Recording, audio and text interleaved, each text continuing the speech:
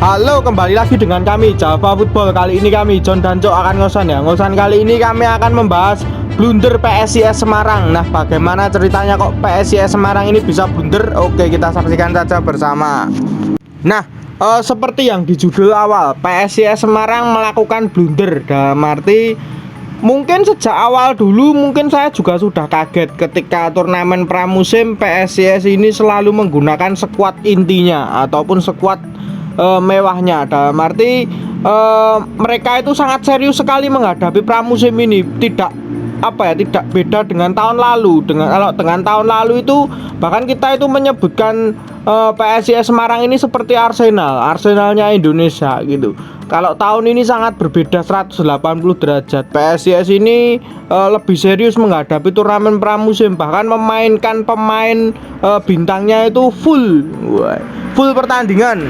Nah, akibatnya pemain bintang atau pemain asing PSIS Semarang ini mengalami cedera yang cukup serius di turnamen pramusim. Ini sebuah kerugian besar bagi klub PSIS Semarang yang saat ini sedang berlangsung Liga 1 ya, liga resminya gitu.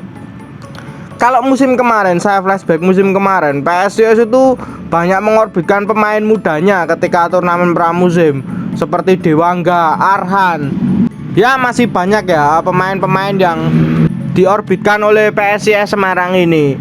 Dan pemain-pemain tersebut juga saat ini sudah membuahkan hasil, ibaratkan sudah memetik hasilnya. Seperti Arhan, Dewangga itu juga menjadi pemain yang kunci. Nah, kalau Arhan sekarang kan sudah pindah ke Jepang ya, tapi sekarang sudah tinggal Dewangga saja yang menurut pandangan saya pribadi juga menjadi kunci untuk tim PSIS saat ini. Nah, seharusnya untuk turnamen pramusim itu tidak perlu dianggap serius, tetapi saya juga cukup kaget loh. Apakah memang ini target dari PSIS menjuarai turnamen pramusim ini atau bagaimana? Saya juga kurang paham. Menurut pendapatmu, Cuk, ini gimana PSIS Semarang ini kerugian besar ini, kehilangan satu bintangnya yaitu Carlos Fortes ini? Ya, kalau di logika ya, turnamen pramusim buat ajang ya coba-coba pemain, coba-coba pemain baru, pemain muda, terus liga itu tampil serius.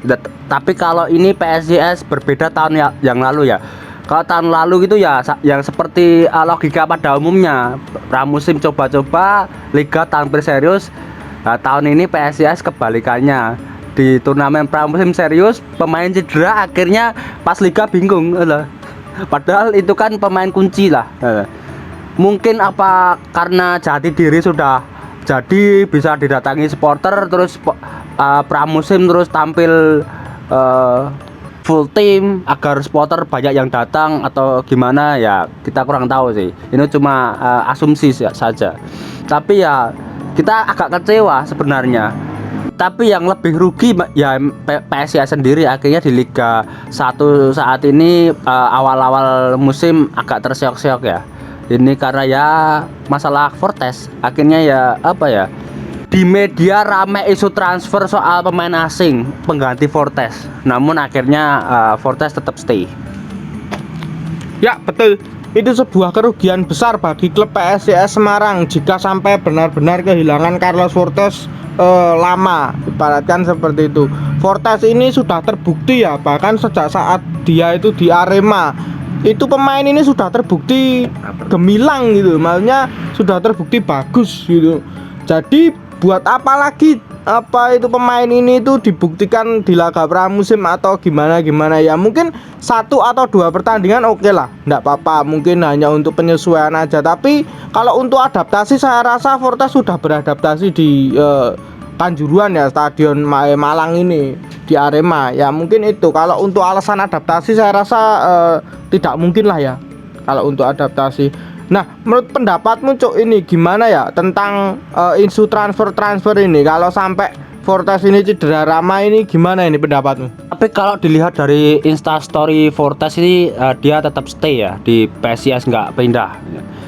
Kemarin kan isunya dari pihak PSIS Semarang akan merekrut pemain Brazil yang dulunya bermain di Persiraja. Ini sebenarnya anak asuh pelatihnya PSIS yang sekarang sih, sebenarnya mantan anak asuh.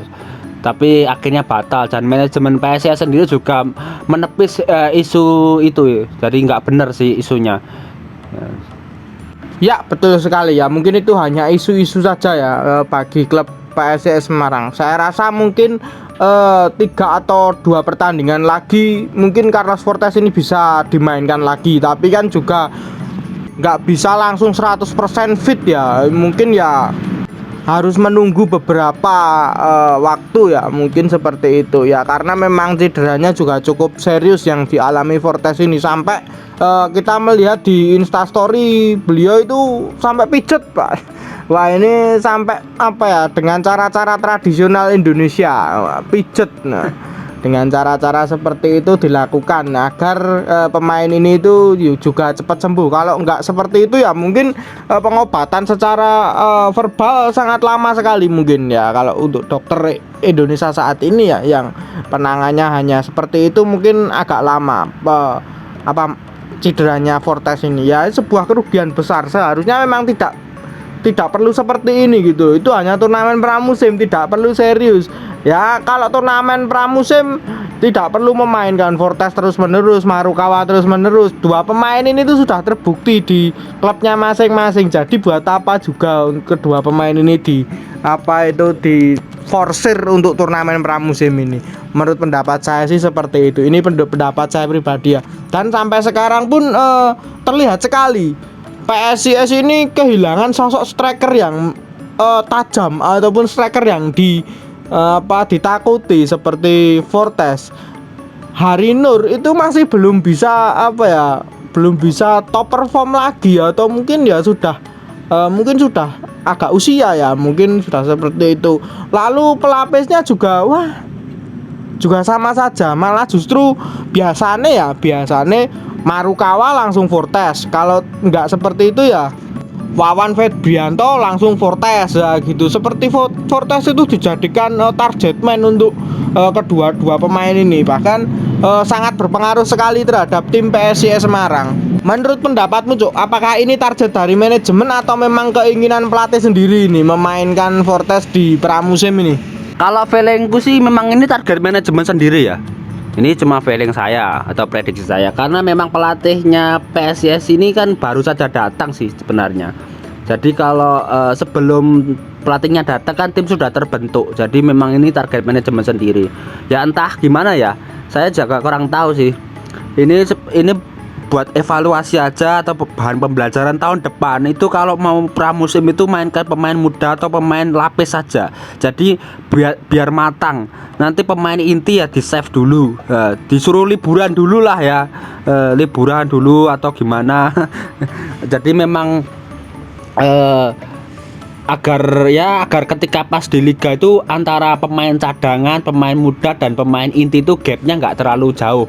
Kalau dilihat dari sekarang PSIS ini gapnya terlalu jauh antara pemain cadangan dan pemain inti. Jadi ketika pemain intinya itu cedera atau akumulasi ya ini bahaya. Kalau kita lihat itu di Persija Jakarta itu kan tahun kemarin itu memainkan pemain inti di pramusim, terus di liga malah memainkan pemain muda. Lah ini kebalikannya sih. Kalau PSIS ini kan